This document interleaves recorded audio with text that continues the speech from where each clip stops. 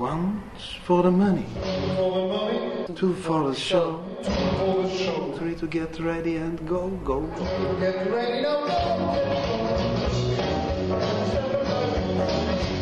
Комедията на живота не отминава никого. Завърта се все някой ден и няма значение дали си с побеляла брада, начервосана лелка или млада цъфтяща дама. Няма милост. Така режисьорът описва идеята на пиесата от Ли Хол. Всичко в абсурдния фарс се върти около 4 герои. Психично болният баща, анорексичната, незадоволена и депресирана майка и пълничката, увлечена по кулинарията дъщеря.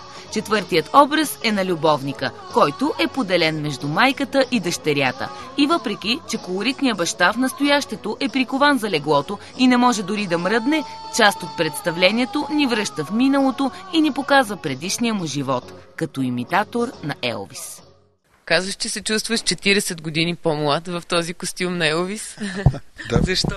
Как защо? Той подмладява Елвис. От години не ми се е случило толкова хубав съвременен текст да играе. Защо според теб до сега не е играно в България и ще бъде ли разбрана пиеса? Той самия автор не е популярен, никой не беше го превеждал, Николай Ламбрев си го е открил, страхотно е това. Трудно ли е един вулгарен текст на пръв поглед да бъде поднесен по не по-шъл начин? Тая комбинация между четиримата герои, понякога нещата достигат до такава, както казваме в кавички, вулгарност, която в крайна сметка ние целият ни живот е изпълнен. Когато това трябва да се прехвърли на сцената, човек трябва да си представи призмата, през която да погледне този диалог и тези хора. Предизвикателство е в крайна сметка. Българин е пуританин поначало. Може да се каже, че не е за всеки и някои биха казали, нали, това е прекалено пошло или цинично, или по-скоро хората ще разберат по-дълбокия смисъл. Всички ние сме откровени в живота и когато сме сами, обаче когато се заврем под юргана,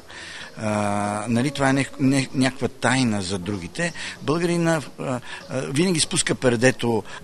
Това е един опит, в крайна сметка, да взривим възможността човек да говори откровенно за нещата, така както са в живота, и да си позволи да бъде малко по-свободен в един прикрит и лицемерен живот.